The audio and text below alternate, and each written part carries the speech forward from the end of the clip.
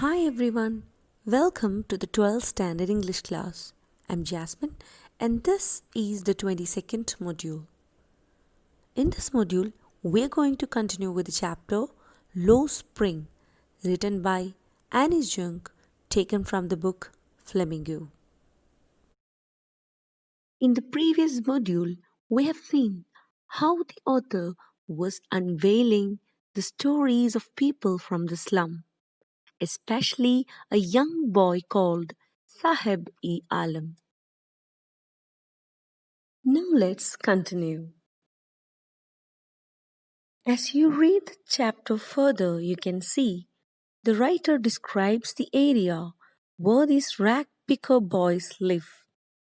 Simapuri, located on the outskirts of Delhi, was very different from the capital of the country.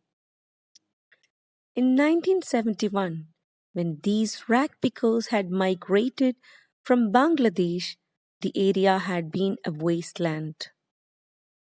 Simapuri was still a wasteland, but now it was not empty as almost 10,000 rag pickers lived there in structures made of mud with roofs made of thin sheets of tin or plastic material called tarpaulin.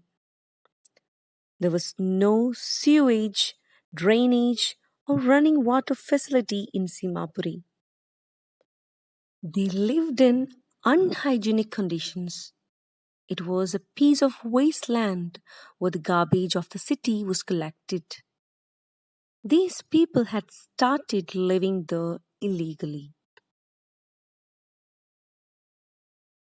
In this part of the story, the author describes more about Simapuri. The rag pickers had been living illegally in Simapuri for the last 30 years. They have occupied the area without government permission or ownership. The politicians of the area have provided them ration cards and voters' identity cards. They got grocery for their family through these ration cards, and in return, they cast their votes in favor of the politicians who had helped them. The writer asked a group of women who were wearing torn saris that why did they leave their homes in Dhaka. They replied that if they were able to satisfy the hunger of their families and sleep well at night, they were happier to live in Simapuri than their fields in Dhaka, which were ruined and gave them no food. In this part, she further describes about the people who inhabit in Simapuri, especially the rag pickers. The author tells these people traveled in search of food, and wherever they found it, they set up temporary homes and started living there. Their children kept on growing there, and gradually they also started helping their parents in seeking means of survival. For those who lived in Simapuri, the means of survival was nothing but rag picking. As they had been doing it for many years, they became trained at rag picking and did it well. For the rag pickers, the garbage was as precious as gold. These families searched the garbage dumps and got things which they sold to fund their food. They gathered torn or damaged sheets which were used to cover the roof of their homes. These did not cover them well, but still provided them with some protection. For the children, the garbage dumps were more than a means of survival. Here the author tells that Sahib was happy to say that sometimes he found a rupee and even a 10 rupee note in the dump. As one often finds even a silver coin in the garbage dump, he kept on searching, hoping to find more. For the children, the garbage dump was a means of fulfilling their dreams, although partially, while for their parents, it was a means of aiding survival by providing the basics: food, clothing, and shelter. Now, in this part of the story, again the author brings our attention to Sahib. One winter morning, the writer saw Sahib standing by the fence of a club. He was watching a tennis game being played by two young men. Sahib liked the game but could not play it. He told the writer that he went inside the club when it would be closed. He was allowed to take swings by the guard there. Then only the writer saw that Sahib was also wearing tennis shoes. They did not look appropriate with his dress, which was worn out and had faded.